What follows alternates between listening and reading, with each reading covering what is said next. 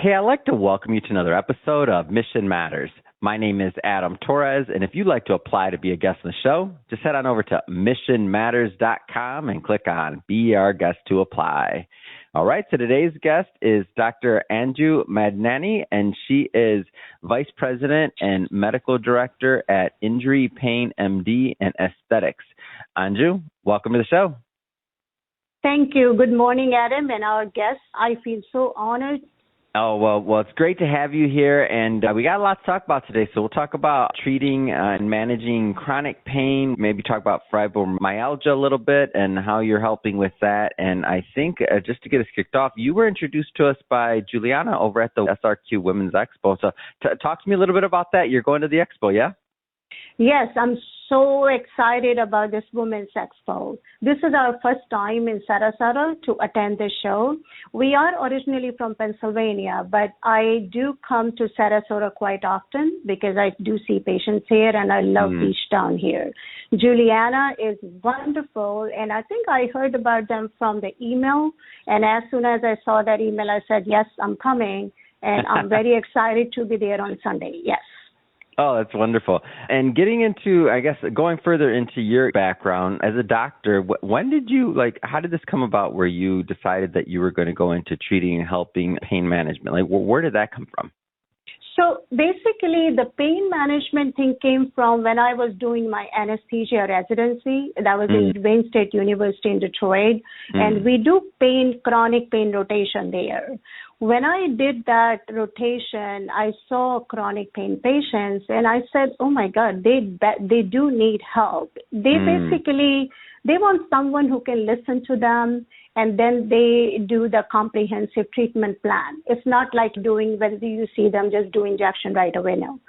So basically, I like that part, and we treat them like we tailor the treatment approach for them. It's an individualized treatment. So one treatment doesn't fit all. And also this was a very challenging part, and I love to take challenges. And that's how I decided that I'm going to do chronic pain management. You said you went to Wayne State. You're not from Michigan, are you? No. No, I'm not. Okay. I am. So I grew up, I know Wayne State. I went to high school downtown, at Cass Tech. So I was over hanging out at Wayne State all the time. So I was like, oh, Wayne State, I've heard that name in a while. God. That's awesome. Yeah. And they had very busy hospitals there, like Detroit Medical Center, Sinai Grace. So we did rotation at all those hospitals. Really, really good training. Amazing. So I kind of want to go further into this concept of pain management. Maybe can you talk a little bit more about your practice and what I guess differentiates you from maybe some other clinics? Like I know first off it's a husband and wife, or should I say wife and husband team? Like talk to me about that. Woman empowerment. I love that. There you go. Yeah. So my name is Anju Madnani, and me and my husband Sanjay Madnani. So we both are anesthesia pain fellowship trained and board certified in international pain management. We have been practicing together, which is kind of fun part, right? Practicing together. Yeah, that's what I was thinking about. You didn't happen to meet at Wayne State, right? I don't know. I just had to throw it out there. No, it didn't happen that way. No, that was like where the magic long time happened, ago. That magic happened 30 years ago.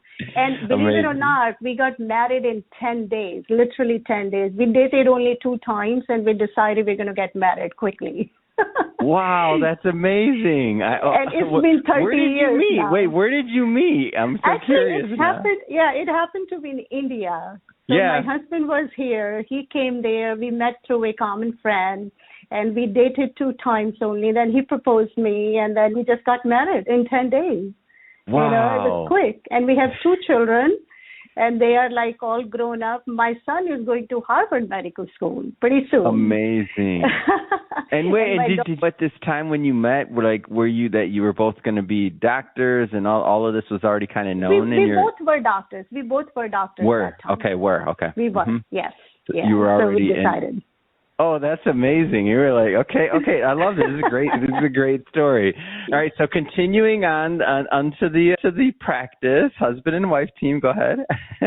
So actually, I said about my son. Let me tell about my daughter. Oh, yeah. So she's a law student, second-year law student at Columbia.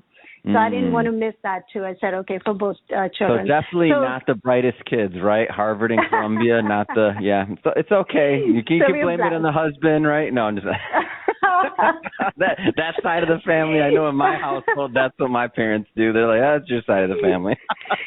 So we have been practicing in Pennsylvania for some time, like almost 30 years. And then we decided that we have to move to Florida. And that's why I wanted to start practice here too. The name of the practice is Injury Pain MD and Aesthetics.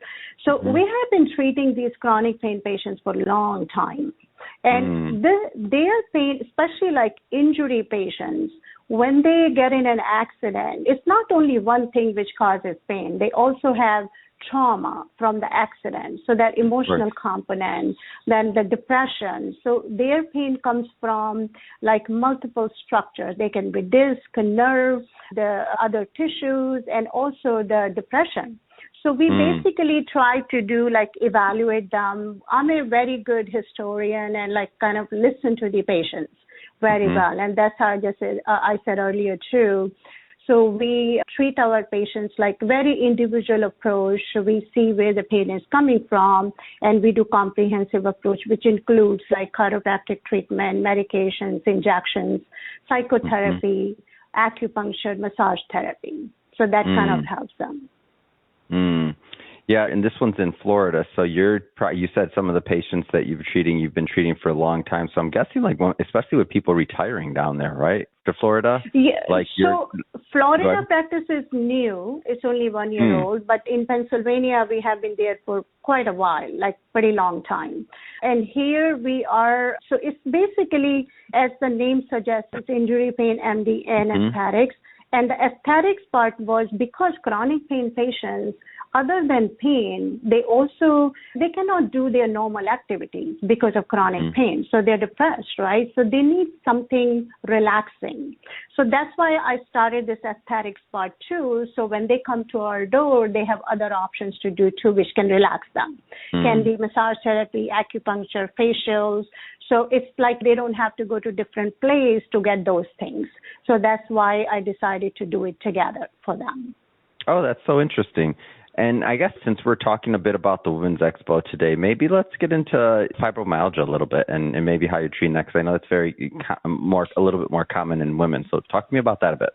Can I say something else too about the injury patients? Absolutely. So I just wanted to say that for auto injury patients, we also work with their attorneys too, because these patients, they wait a long time for their treatment sometimes. So we work with their attorneys so they can get appropriate treatment and try to get back to their normal life. So fibromyalgia, I think everybody knows about fibromyalgia. It's very, very confusing for some people. It used to be in the past that it was a made-up thing and all this, but we all know now it's a proven thing. And it was mentioned in 1990. And if you look at the word, fibro means connective tissue. And myalgia, myo means muscle, and algia means pain. So these people, they suffer from pain, tenderness, a stiffening of the muscles and connective tissue. Unfortunately, women are 7 to 10 times more prone to develop fibromyalgia than men.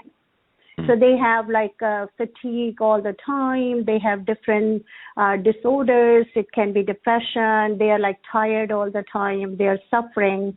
And also because of fibromyalgia, some people don't even think about other pain in them. They can have spine pain. They can have knee pain. They can have arthritis. But some people just think, oh, it's all coming from fibromyalgia. That's not right.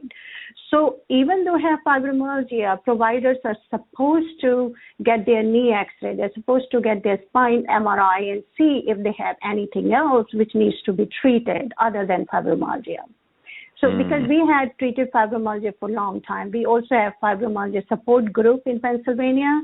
So all these people, they talked and we kind of educated other providers too, yet don't miss other things because of fibromyalgia. But the reason for fibromyalgia, nobody knows exactly what causes fibromyalgia, but it can be like 50% environmental factors, which include they can be childhood trauma, they can be viral illness, they can be long surgery, pregnancy, anything which is high stress can cause fibromyalgia. And there are 50% genetics too. So if some people like their mom has fibromyalgia, grandmom they're more prone to get fibromyalgia. So it's a suffering, and there is not really very good treatment. It's like if there is no cure, first of all, right? No cure, but usually we recommend people like multimodal approach, I would say, or polypharmacy approach with different medications from different groups, like anti-inflammatory medicine, anti-seizure medicine, which is like Lyrica, which is FDA approved for fibromyalgia. They can be gabapentin, they can some antidepressant, and other treatments like chiropractic treatment, physical therapy. Acupuncture helps, massage therapy helps too, and injections like steroid injection, which can relax the muscles, help with the tenderness and all. I'm curious from your end, why do you feel, or do you feel, excuse me, this is one of my beliefs, why is it sometimes people maybe are in pain, but they don't come in to get treatment or come in to get like help or diagnosed? Like people kind of sometimes feel like it's just part of it, like the body's breaking down or otherwise, and then sometimes they just don't go in to check because all the things that you're mentioning to me, it's like there's help out there. Like I don't know, I'm going to give you my random number thing. Again, I'm making this up. Doctor, I'm making this up. I'm not like your son going to school. That being said, but like if you're at a level 5 pain, like possibly you could be at a 3 or a 4, or you could have a better quality of living. Why do you feel like people sometimes don't seek out treatment? So what happens is, first of all, this is more typical of men than women. Okay, that's what it is. Yes. Hold on, I shouldn't have said why people. I should have said, why don't I know I don't have any pain? Exactly, yes. I told you it's my belief, my belief. They don't like to go to doctors, right? Now, pain management is a new field, though. It's not, I mean, it's all evidence-based medicine. Okay, so pain medicine is a new field. So people in the past, they thought there was nothing available for pain management. So that's why they just suffered and suffered. So now they know, but it also depends on their primary care physician, right? If primary care physician doesn't tell them, they don't refer them to the pain management, they will still keep tolerating the pain. And that's what happened in the past too. Like they were just giving them pain medicine, especially it happened in Florida, right? A lot. Yeah. So they were just giving them pain medicine, keep increasing the dose and everything, and they got addicted to them. So they didn't know what was available for pain management. But now I think there is more awareness, and probably more primary care physicians are referring them to the specialists. So when we get patients, we kind of like, because we don't want them to get addicted to medicines, right? So that's why we do more comprehensive approach, including the physical therapy, chiropractic treatment, acupuncture. So it's a balanced approach, or it's a multimodal therapy we take. You know, so I think it's getting better now. Now people are more into like they don't want to tolerate pain. They will see the doctor more now. Yeah, and I think what you just mentioned about that's a great point about I don't know if we'd call it the evolution of pain management, the way it's marketed, the field, the education of it all. Because you're right, especially when like fibromyalgia was just kind of coming out, and like you mentioned, like I think you said made up disease, or people didn't know what it was like a long time ago. 90s, I think you mentioned, or even like Crohn's disease, if you go way back, and like some of these other like things that people didn't know and they were trying to figure out. And so I think everybody had like maybe a horror story. They heard something, or they had a friend or a cousin or something that had a bad experience getting treated or otherwise. And then that would make you kind of then scared to be like, well, I know what happened to so-and-so, but now I feel like based on what you're telling me, just that evolution, more of the understanding of some of these, what I would argue are now common, like fibromyalgia, that's a pretty common disease. I mean, when you say that, I can name multiple people in my life, like from that have it. And now that they know what it is and it's being managed, they much better quality of life, honestly. Yes, that's correct. Yeah, so they have to know, they have to look at their options. Don't just get treated with the medicines, because you will get addicted to them and you won't get anywhere. So it has to be multimodality approach, so you can have balanced approach and you can have much better life. I wouldn't say that you can be cured. You cannot be cured, but you can have much better lifestyle and more functional with the comprehensive approach. Amazing. Well, Well, Anju, this has been a lot of fun getting to know you, your family. Hi to the husband out there and the kids. A big shout out to them for doing such great things as well. Oh, and thank you. We have a wonderful family overall, and I'm happy to have met you and to bring you on the show. Anju, if somebody's listening to this and they want to follow up and they want to learn more about your practice or connect, how do they do that?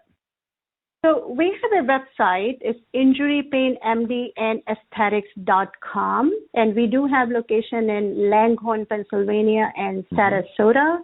And here in Sarasota is 19 Northgate Boulevard, Unit 120, and they can also call us at the number 215-741-7031. Amazing. And for everybody listening, just we'll put the websites, all that good stuff on in the show notes, so you can just click on the links and head right on over. And speaking of the audience, if this is your first time with Mission Matters and you haven't hit the subscribe button yet, I welcome you hit that subscribe or follow button, because this is a daily show. Each and every day we have new content coming out for you, new interviews, and hopefully new inspiration to help you along the way on your journey as well. And Anju, again, thank you so much for coming on. This has been a lot of fun, and good luck at the Women's Expo. Oh, thank you so much. I'm so pleased that I was here. Thank you so much again.